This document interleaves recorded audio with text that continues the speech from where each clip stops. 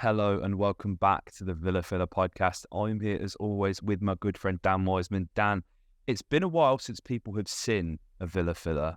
We did actually speak the other day to sort of get ahead of ourselves on Pau Torres.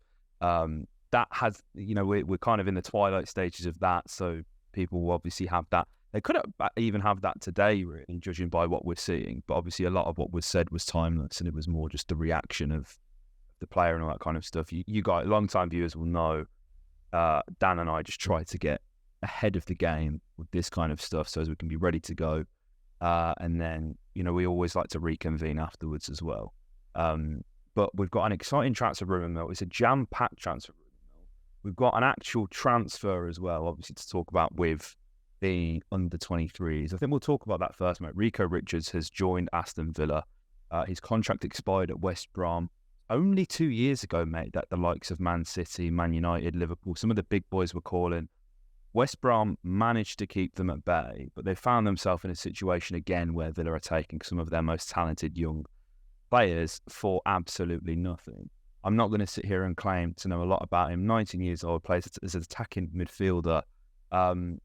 These are the ones that I find quite interesting, mate, because, we spoke a little bit about Finn Azaz in the past few podcasts and being like, I wonder what it means for him, all this kind of stuff. We know the academy is being sort of worked on, inner city development, all that stuff. I'm interested to see what this means for Rico and what his career path looks like, because a lot of these guys we've nabbed are either, or developed ourselves as either walking away for nothing, or we're, potentially getting ready to move some of these guys on. I wonder what it looks like for him, mate. Yeah, it's really interesting. We seem to do this quite a lot with West Brom, don't we? As you said, mate. Yeah. Sort of cherry pick sort of candidates from their academy. Louis Barry's another such name that's made that switch, that path that's a lot of players are starting to make. And it's interesting. I'm not going to confess to know too much about him, but looks like he's quite in a tricky sort of midfielder come attacker. He's actually made an appearance for West Brom's senior team in a game away at Hull earlier this season, but he's been a staple really of their under sides. It looks like they're under 18s. He played a lot of them, and obviously that translated well to the England unders as well. So he played for England under 16s, England's under 18s, and then he's been playing for Albion's Premier League 2 side. And it looks like he'll be making the switch to play in Villa's academy. I think it's a grass is greener situation for a lot of players that are making that switch. But yeah, it's an interesting one, mate, because as I said, a lot of players have done it. As I'm not going to sit here and do a full deep dive in a player that, I've got to be honest, I've never seen before. But it will be interesting, given I think we'll start to see over the next coming weeks more and more come out on loans and stuff like that, who's going to be spending seasons temporarily at clubs further down the Football League, and what that means for someone like Rico, and whether he's part of that plan as well, or whether we're going to keep him at the club. There's a lot of moving parts, obviously, with these younger players, but still, a CAD process and how we're going to look to develop kids is still piquing a lot of kids' interest, like from clubs around the West Midlands as well. So yeah, if nothing else, it's a nice stroke of the ego for the old football club. Yeah, absolutely, man. Absolutely. It's good to see that young talent wants to come to the club as well. Obviously, it helps being the biggest and most successful in the region, but it's always nice to see when somebody's sort of jumping ship, especially when they've spent a lot of time at their first club as well. These lads have been here since a very young age. So yeah, it's interesting to see. It's one to keep an eye out on. And as you say, like with the loan stuff, you generally don't really get that until the first couple of weeks of the championship season and League 1 and 2, because obviously then managers have played sort of 3, 4, 5 games maybe at times and kind of know where the holes are in their squad after, going for a pre-season and thinking everything's in order. That's generally when you start to see some of these loans get organised, isn't it? So interesting to see what happens there. But we've got some exciting players to talk about from the senior side of things as well, mate.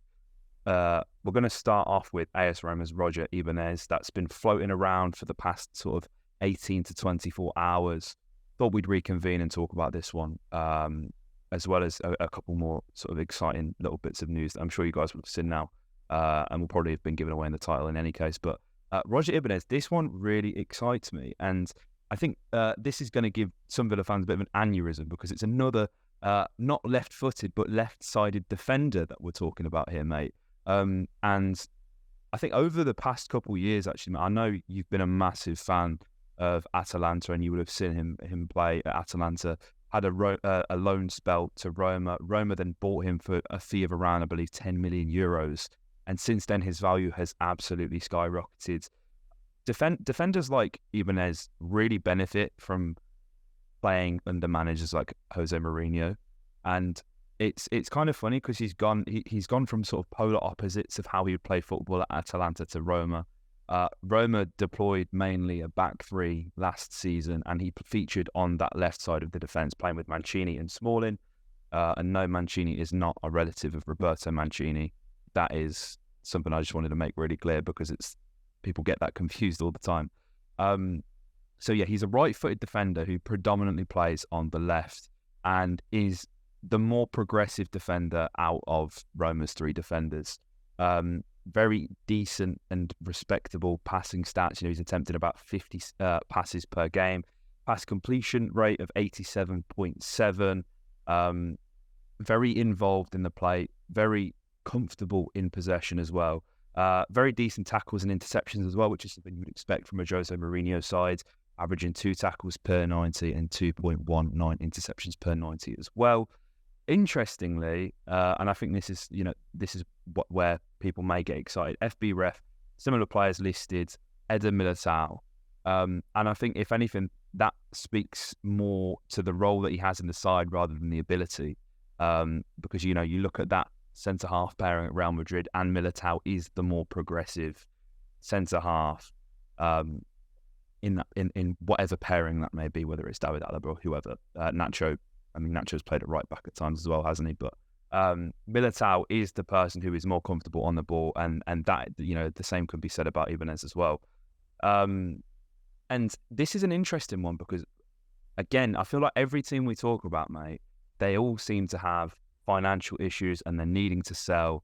And Roma are refusing to budge from a 30 million euro price tag that they've snapped on him. They need to move some players.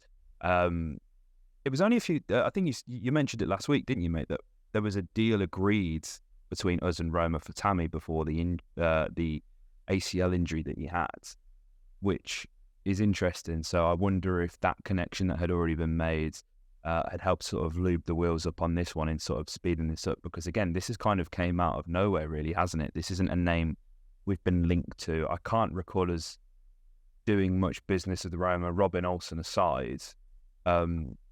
But this is a really interesting one. He can play DM, he can play right back, he plays left side of a back three as well. So he's very versatile in terms of where he can actually be deployed. My heart tells me, I was speaking to my dad about this earlier, I've got a feeling that this is the sort of the right back that we go and sign. He's very Juan Foyth in sort of how he's deployed. I think Foyth, he is the elbow sort of right back of that Villarreal system, but he's a very good passer of the ball. And I think that is quite an underrated aspect of Foyth's game. I can see Ibanez actually being deployed at right back for Villa, mate. I'd love to know what you think about that, because I think of all the players in the squads, I think the only one that can really be sort of looking over his shoulder and thinking my place is up for grabs is Matty Cash, because he is literally the only right back we've got at the club who's a senior player right now. Yep, no, absolutely, mate. The only other sort of, just to hark back to something you were sort of talking about a couple of minutes ago, the only other link I can think of really between Villa and Roma is now Monchi as well. Of course. Which is an interesting sort of angle in there. Obviously, he didn't have the best time at Roma, but obviously was still in a very senior footballing position at that club before going back to Sevilla before making the now switch to Villa. I've got a... Can I just get something in the diary, mate? I just want to have this logged right now. I have a sneaky feeling, given that the players that we've been targeting and the fact that the centre-back links keep coming in, and it's this kind of profile of centre-back that we're talking about, I'm going to go into Pierre Kalulu in a second. I think we might be angling up a back five. I think it's a solid shout, mate. I do think it's a solid shout. I really do. I really do. I just think that Torres signing another left-footed centre-back when like Mings is one of the stalwarts of this Villa team, and I think will remain as such. I think we've got enough evidence in the bank now of seeing what happens when you drop Tyrone Mings. Bad things happen to Aston Villa more often than not. I think he fits well on that left-sided centre half sort of situation. You've got another player here, as you said, mate, who plays that sort of centre back come right back role, therefore fitting quite well to playing on the right side of a back three. Then I've got someone like Pierre Kalulu to talk about, who is exactly the same profile. 24-year-old, plays for AC Milan, around about the same price tag, 30 million euros. Can play right back, can play centre back. Very progressive, very modern centre back in a lot of ways. Milan plucked him straight out of Lyon's academy in 2020. He's currently away with the French side, I believe, at the under-21 Euros, which is happening currently. More than 100 appearances for Milan, 3 goals, 3 assists in that time. Helped Milan massively win that Scudetto in 2022. You know, you've got very similar players there that play a very similar role. And I don't think it's a coincidence that we're being linked to all of these kind of players that, you know, like a Torres that can play on perhaps either side of someone like a Mings who's going to sit in the middle. I don't know. I just have that feeling that, you know, Torres was an interesting one. And then when you start to consider it in the context of a back five, and then you look at these links as well, and I'm not saying that they're necessarily the most solid or anything like that, but they're both very similar profiles who play a very similar way. Both young, can do very sort of things in a very similar area of the pitch. And then you talk about someone like Cash, who can get forward on that wings. I think we get the best out of Moreno as well. Absolutely. I don't know. I just, I'm not saying that, you know, it is concrete or anything like that, but without that in mind, I would almost go as far to say these deals don't seem to make as much sense. No, I think it's interesting because I think we think we have an idea of what Emery wants to do, right? But that could all just be completely scrapped in pre-season, you know, with in terms of the asymmetric fullbacks, all this kind of stuff. It is plausible that, because why else would you sign that many centre halves, right? Why else? Like I tweeted the other day being like, just, you know, people are like, oh, you know what? It's not loads of people, but obviously there's a minority of people that are thinking, well, why do we need Pau Torres? I don't think he's better than Mings. I don't think he's better than Konsa, etc. We've still got Carlos, all this kind of stuff. But why else would you sort of stockpile in that position specifically? Because if you play a 4, then 4 centre halves is plenty, and you just hope that then there isn't too many sort of injury disasters or whatever. But if you play a 5, you're gonna want 6 players who can at least who can sort of slot into them positions, whether that is. I mean, I know we spoke about Tyler Adams, and you know, you referenced his time as that sort of inverted right back in Germany, mate. That again, that is someone who could maybe tick that box in a back 5. Tyler Adams probably plays as the wing back, doesn't he? And then sort of steps into the midfield and when you go to compress and all the things. So it is very interesting, mate. And I like that. I like the Ibanez links. I think I like the Kalulu links even more, mate, because, you know, and I'll let you gush over him even more, but he seems comfortable playing right back, and he seems just as comfortable, if not more comfortable, playing centre half as well. And you can sort of, I think, you know, a good manager is able to coach players into different positions and this and that. But when it's just as natural as it is with Kalulu, it just makes sort of shifting systems and positions and stuff, specifically in game as well, with that sort of tinkering that we know that Unai likes to do in game. He's not scared to change things up.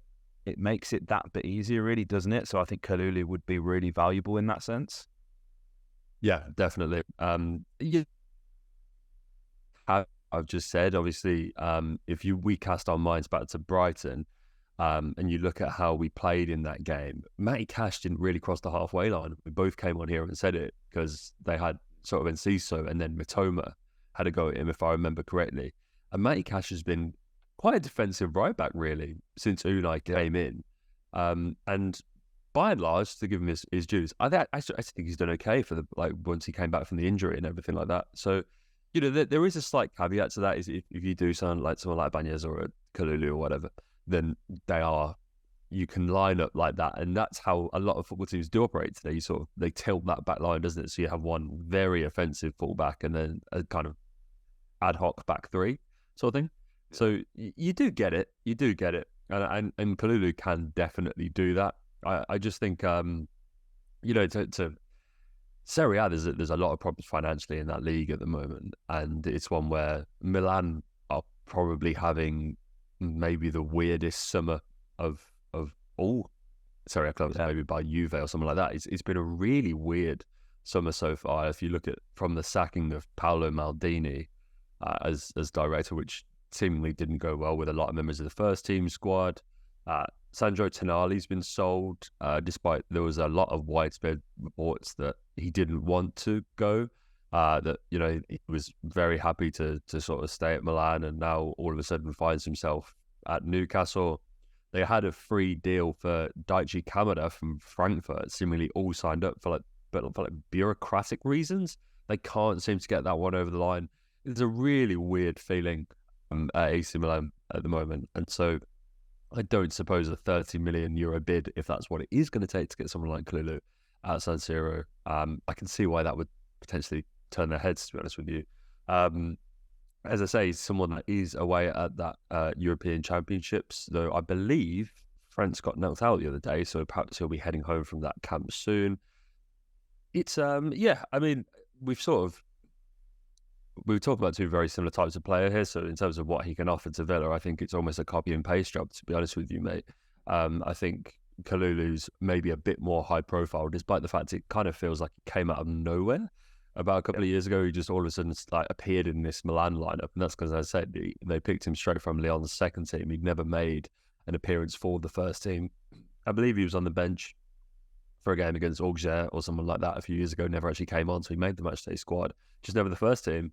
Milan picked him straight out of that setup and then have developed him into a really fine up-and-coming centre-back. So, yeah, very exciting links. Two very, very good players. I think it's interesting that we're still going in for defenders, and that the talk of wide men or forwards hasn't really been hotting up, as that seems to be the area we need to address now. But yeah, one to keep an eye on, mate. I'd like to see maybe in pre-season, if we do get some of these deals done, maybe let's experiment with that back five. Yeah. Do you reckon it's a case of either or with these guys? Is it one or is it both? I don't know, mate. I don't know, because I probably would have said it's an either or, Pau Torres or one of these guys, but now Torres is seemingly in and we're still going. Like you just don't know what the plans are. I think, as I said, if it is, we are genuinely looking at a back five, then that opens up all sorts of possibilities.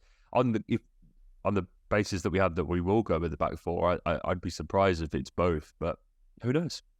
Yeah, I think it would be a very strange window to drop near €90 million on three centre-backs, wouldn't it?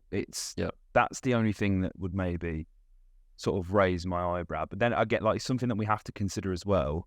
Courtney Hawes does not have a future at this club, as much as, you don't like to hear it. I feel like we've progressed past that, had a bad injury.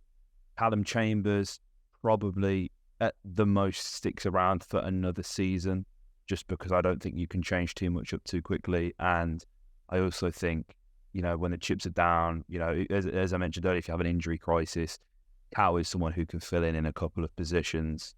But yeah, I think it's interesting. I think if it is, if for whatever reason that we do get both, and I don't think we will, then I think you are right, mate. We can probably start to consider that a back five will be deployed, not maybe, all the time, but I think in terms of having a different system to change things up, I think it'll be useful, because as well, the one thing that we can't afford to be is one-dimensional. People will clock on to Moreno sooner or later, and I don't think that at the moment we currently have the means to sort of flip the sort of asymmetric fullback. I think you can go Dean at left back and he can be that more defensive minded, but I think we've all sort of raised concerns about Cash's delivery in the final third, And I think if you'd compare Moreno and Cash's output, it's night and day, really, isn't it? So maybe Villa go and look for a more attacking right back as well, so as you can switch which sides you sort of go from. That's something I'd probably keep an eye out for as well, because Kalulu and Ibanez, although they can play right back, they don't necessarily fit that profile of the Moreno type. But you know, we're in a really sort of crap time to be a fullback, aren't we? Like, there's no like City have been looking for a left back for 5 years, haven't they? They've still not cracked it. Like, it's tough out there. It's a tough market. I feel like we've got a gem with Moreno, but it's going to be just as difficult to find that in right back. But in semi-Villa related news, mate, Steven Gerrard, after going live on was it ITV or Channel 4? I can't remember who had the England game. And saying that he wasn't going to Saudi Arabia, he wasn't going to be the manager of El Etikaf. He is actually, you know, he's done a U-turn on that. Talks restarted, and he's now the manager. And I find this quite interesting because there will probably be less of a spotlight on him, and he'll be able to sort of work on his managerial style. I mean, despite the giant lens that's being put on Saudi Arabian football right now. But what does this mean for our Philippe Coutinho, mate? This is, you know, a friend of Steven Gerrard. There's been talk of him, you know, going with him, hasn't there, mate? Yeah, this is a really interesting one. I've been doing a lot of reading on the Saudi Pro League, actually. The Athletic have been doing some fantastic pieces, sort of explaining the motivations behind the league, the sort of intricacies, the different deals, why they're doing these deals and everything like that. And the reason why this is a particularly interesting deal is because Al Ettifaq become outside of the big four. So those are those four clubs, Al Nasser, Al Ahly, Al Hilal and Al Ittihad, that are owned by the Saudi Public Investment Fund. 75% of those clubs are owned by the state, the PIF, the same institution that owns Newcastle. Other 25% are owned by non-profit organizations, actually. And that's what's interesting here, is because so much of the spending, all the Akantes, the Brozovic has literally just been announced. Gerrard, literally whilst we've been, I think it was just before we came on air, has been announced. So he's officially now the manager of that team in Saudi Arabia. They've all come through these big four teams. And it's really been interesting how you sort of sign for Saudi Arabia and then they allocate you sort of either are allocated, or I think Benzema got to choose which team that he went to. So it's a really interesting situation. All four of those clubs are either based in Jeddah or in Riyadh, the sort of two most prominent, most powerful cities in Saudi Arabia. Al Ittihad come outside of that, and there's no real superstars in that team. The only player to note really is, do you remember Amin Yunus? He used to play for like Napoli and plays like that, German. He plays for them. He's actually on loan at Utrecht at the moment, but he plays for them. That's honestly about as star-studded as it gets, and it's not really. And so, yeah, Coutinho has naturally been linked. This is a link that's been put together through CBS Sports Galat. So it looks like Fenerbahce are also chasing Phil as well. What's interesting about this is that Robbie Fowler took a job in Saudi Arabia the other day, a management job. He's in the second side, the second tier. And that club is a 15-minute drive away from where Stevie is at now. So there's a big Scouts reunion on the cards in Saudi Arabia. But yeah, it's probably time to have a bit of a chat about Phil, mate, because there's still 3 years left on that deal. He'll be 34, sorry. So he's 31 now, he'll be 34 when that deal expires. His value is not going to go up anytime soon. And you have to think, if a Saudi Arabian team comes sniffing around with the money that they could provide, this probably represents the best chance possible to sell Phil for real value. And like, it's not the value that's going to come from the PIF, but there's still a lot of intention from the sides outside of the big four to still spend big, to make sure that when those big four, I believe the plan is to build them up to the point where they're like appealing to buy. They'll then be each individual, like you have the whole league owned by like personal investors and everything like that. And so this is one of those teams that fits that bill. They still need to keep up. Gerrard is you have to imagine the first of a few big names that are going to come in the door over there in the city of demand. So, yeah, I think this one is a shame. And whatever happens to Phil, I'll always remember this deal so fondly. I still don't think there's a Villa player that we have maybe in the squad that I just get so excited by seeing. Like, he'll sit up there right amongst the what ifs, because you sort of look, he scored that goal against Arsenal, which wasn't our goal of the season, or was it our goal of the season? It was definitely in the voting, and then got injured in that same game, and it just felt like that was the big moment. Like, he could have taken off under a new manager, but not to be. I think it probably represents a good deal for all involved to move on, and maybe this is our best shot. How much is a good deal though? Because I think the one thing to consider is the astronomical wages. We're talking in the region of £150,000 a week that he's on.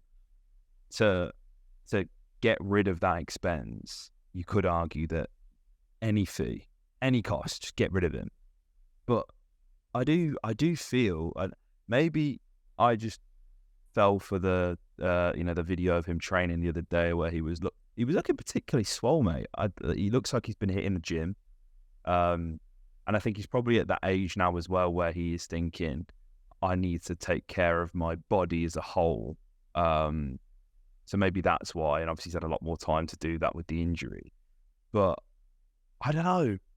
There is a part of me that I'm toying with the fact that, listen, when it comes to natural ability, don't get it twisted. He is the best player in our squad. Like, I don't think that is really up for debate. He is the most naturally gifted footballer that we have at this club. But as you say, he's been really unfortunate. And I think for me, as I say, the debate is at what price do you sell and for what for? And especially, as you say, they're not a part of the big four, so there isn't necessarily as much of the money being thrown about with El Etikaf as there would be with your Al Nassers and the other big four.